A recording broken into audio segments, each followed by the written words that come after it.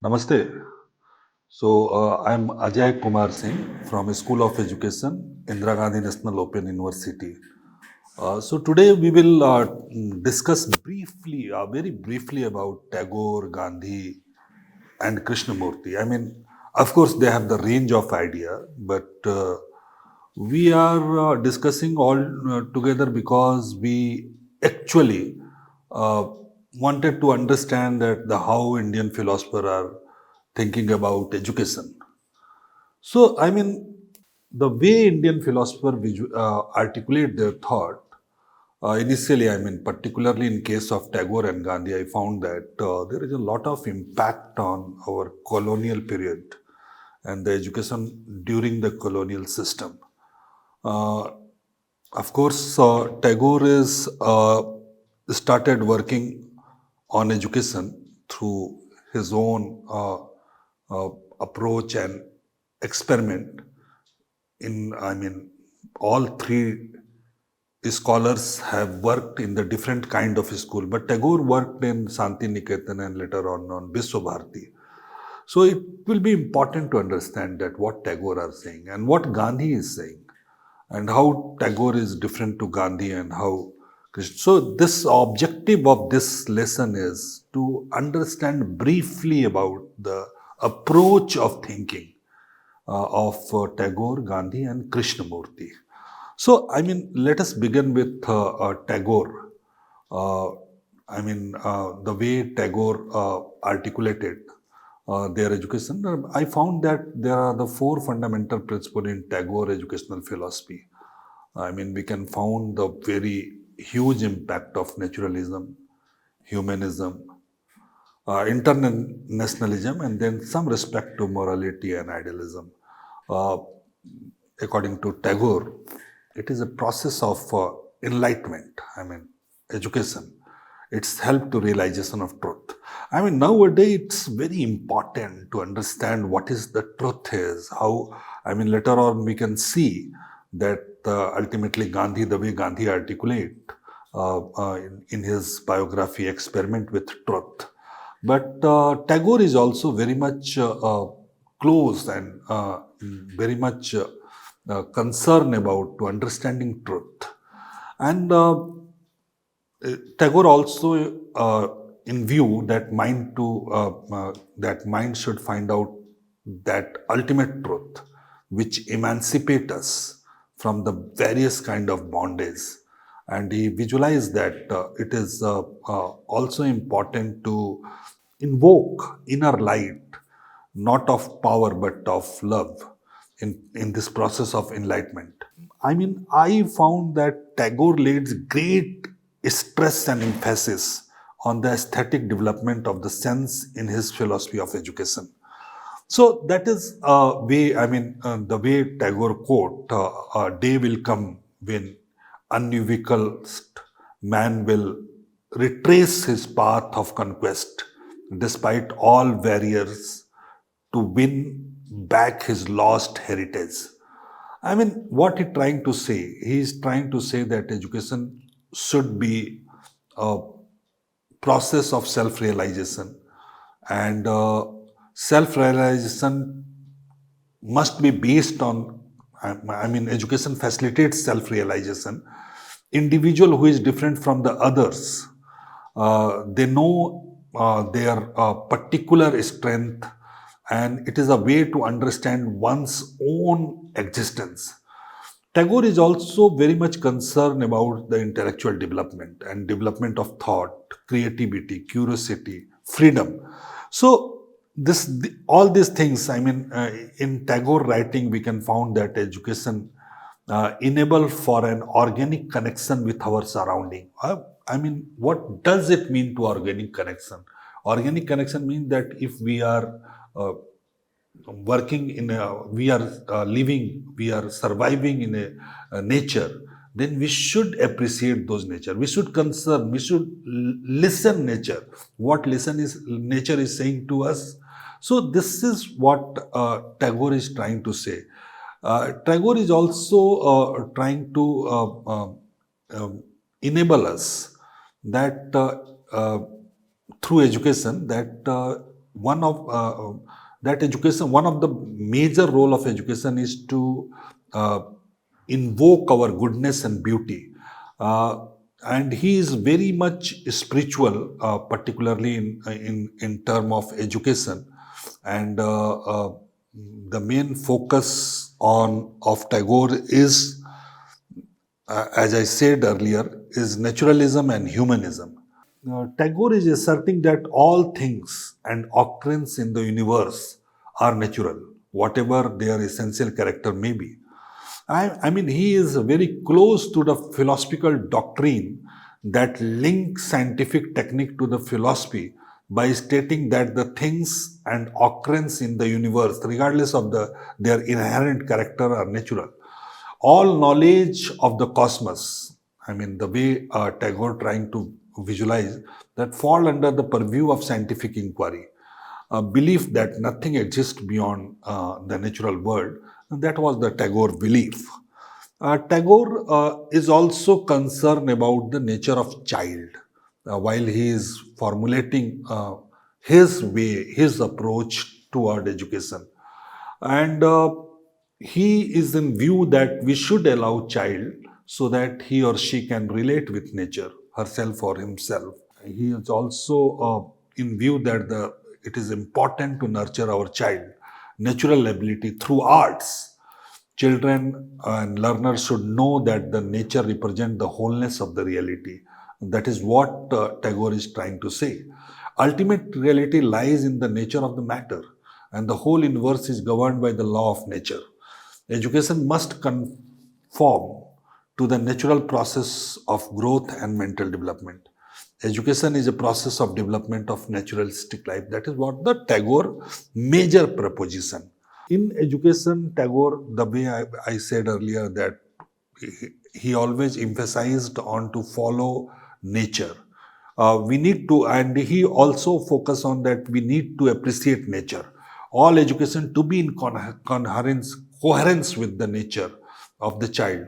High level appreciation for freedom and central position of child in teaching learning process. It believed that education should be according to the nature of child. It advocate creation of natural condition in which natural development of child can take place.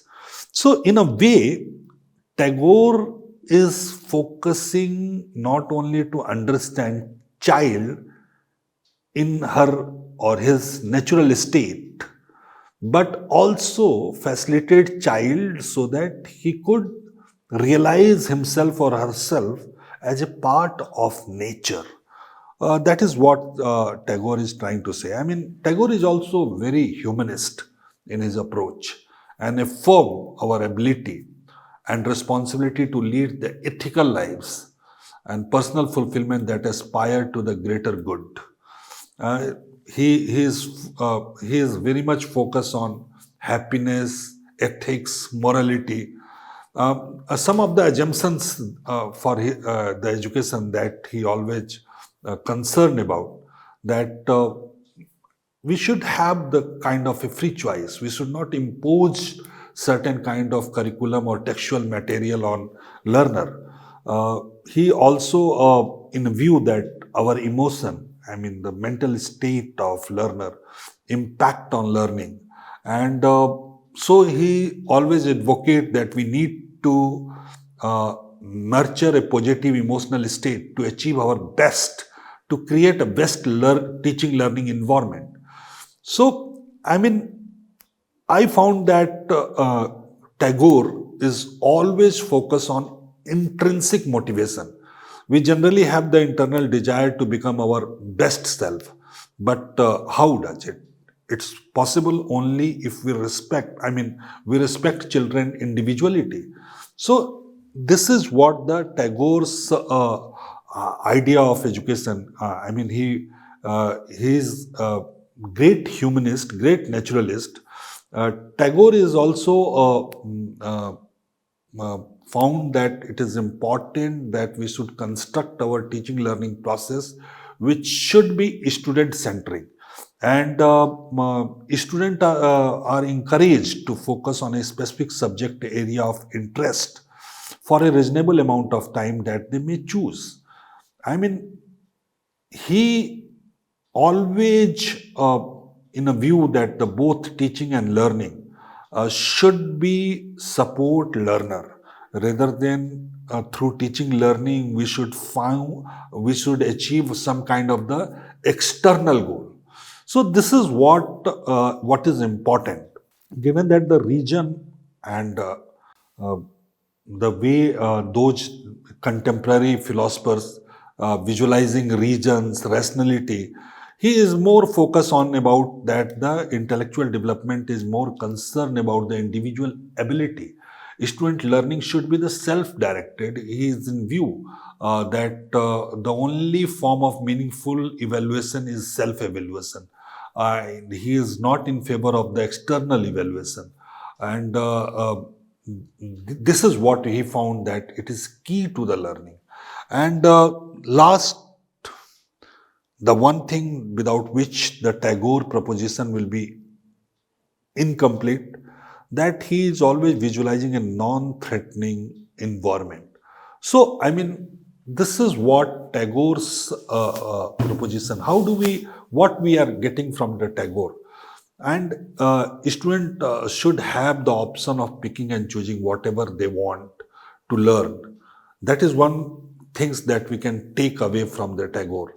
And then the another thing that the students should stimulate, education should stimulate student a desire to learn while also teaching them how to learn. And they should believe that the grade are meaningless and that the self-evaluation is the only things that matter. Both emotion and the facts are vital in the learning process. I mean, that's why it is important to keep our emotion in convergence with nature, in our own unique property, in order to ensure learning become easier. The more meaningful it is important that the people feel safe and happy. That is what Tagore is trying to propose. Next part, I will in India. I mean, if you are aware that Tagore is started his visualization thinking in the last decade of 19th century, and then maybe earlier few decades of 20th century. However, Gandhi have a little different. Gandhi is more political, more social in his approach. So Gandhi is, in a way, Gandhi is trying to respond industrial society, trying to respond a colonial ruler. So he and his insight and learning is coming from his experiment at African country, South Africa, that is Tolstoy farm, where he providing education to some children. So on the basis of those experiments and then the follow-on 1937 Wardha Education Conference, that Gandhi has come with a idea of basic education, and this basic education is broadly related to certain principle, and usually basic education referred as education that is structured around some kind of the handicraft. However, there are a lot of principle involved in basic education. So the first things that the way Gandhi proposed basic education during the Wardha Education Conference, and then eventually it's the whole things emerge into a Nai Talim, new education system, and that is there are certain objectives among the Nai Talim, that is free and compulsory education to be provided to every child between the age of 7 and 14 year, with a nation wide scale. Then he is also in favor of instructions should be given through the mother tongue. And the most critical part is the process of education throughout the period should have some manual and productive work. Abilities should be the developed to the engage them with handicraft work according to the environment of the child. The proposed system of education would gradually be able to generate denominator of the teacher. That was little controversial in terms of proposition, that whether Gandhi wanted to excuse state to bear the cost of education. When we are leading toward the first proposition, that is free and compulsory education for all. So, in 1937, Gandhi told, I am a firm believer in the principle of free and compulsory primary education for India. I also hold that we shall realize this only by teaching the children a useful vocation and utilizing it as a mean for cultivating their mental, physical, and spiritual faculties. Let's no one consider these economic calculation in connection with education as a surplus things that is out of place. There is nothing essential about economic conclusion.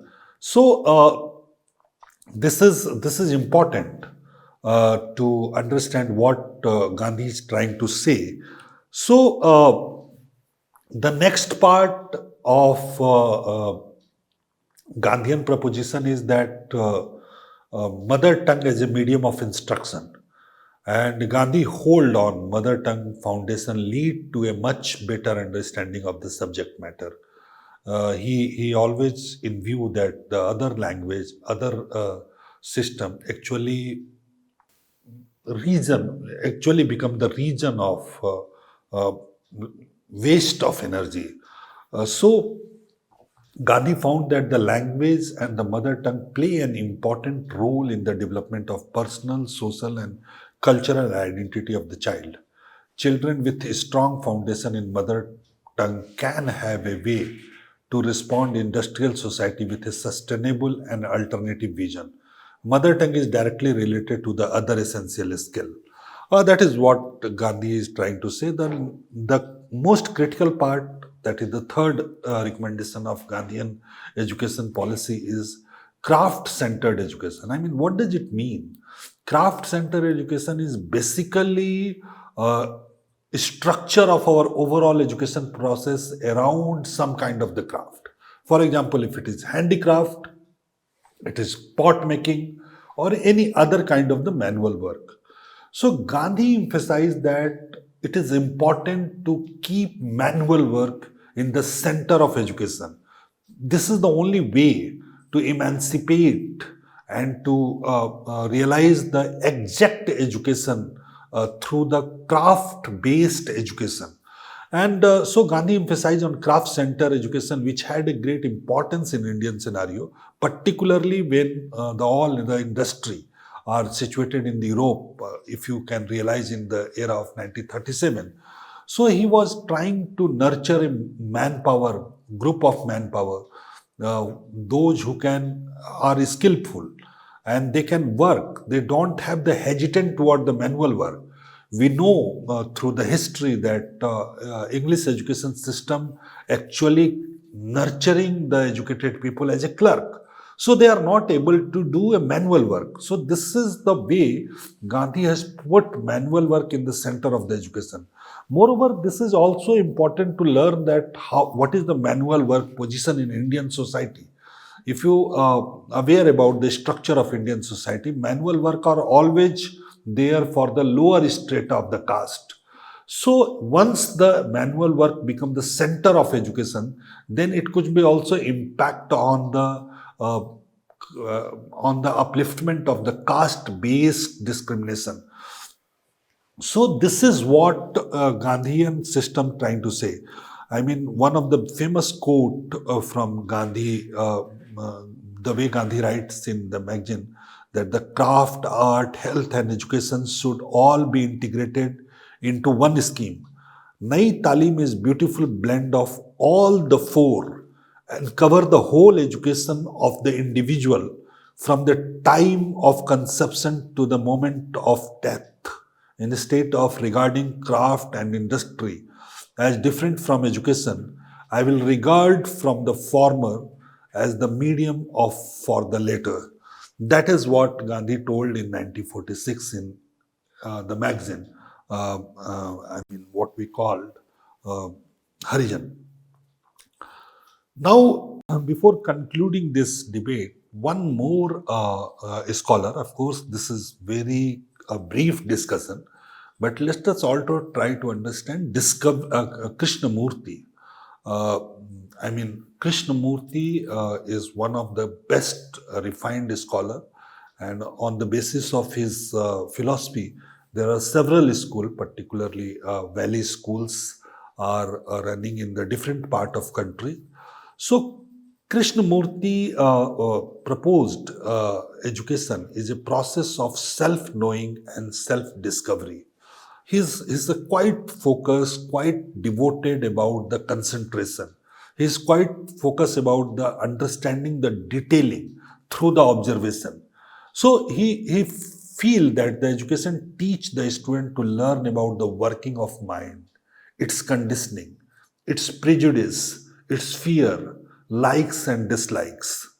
He see the ultimate basis of all learning in the innermost working of human mind into one's own person, into one's innermost thought, feeling, mind, thought, intelligence, attention, perception, freedom, love. All these things are dominate in his teaching, and that is what Krishnamurti is trying to say. Uh, so the Krishnamurti, now I am trying to conclude. So one hand, we found that Rabindranath Tagore is much focus on the child inherent character and a child as a natural being, and he trying to free allow child to choose the subject according to his own wishes. So Tagore is also in view of respecting child ability, child variety, the child multiplicity. So that is what the Tagore respecting. Contrary to Tagore, Gandhi is in view that we should bring manual work in center of education, and this is what Gandhian process is. And Krishnamurti, on and above, both of this refined scholar, Krishnamurti is trying to propose that education as a process of self-knowing. So all three scholars are combinedly once, if we read together, we found that we need not inflate the education system through the multiple processes of examination, evaluation system, uh, uh, the way we are deciding the curriculum for the children, but we should allow children for a range of curricular option. And manual work should also be the very much critical part of uh, education system. So last one question that how do you think about what kind of the difference you find in Gandhi and Tagore and the Krishnamurti? You think on that, and then you can read certain other document and books written by all three philosophers. Thank you so much.